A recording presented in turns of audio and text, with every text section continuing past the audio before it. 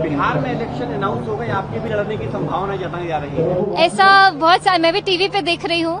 मैं हाल ही में बिहार गई थी, मैं परसों कल ही गई थी और मैं वहाँ पे नित्यानंद राय जी से मिली और हमें तावड़े जी से मिलने का अवसर भी मिला और बहुत मुलाकात हुई, बहुत सारी बात हुई बिहार के भविष्य के बारे में, बिहार में क्या चल रहा है उसके बारे में। देखते हैं, अभी कुछ ऑफिशियल अनाउंसमेंट नहीं हुआ है और आगे क्या होता है देखते हैं।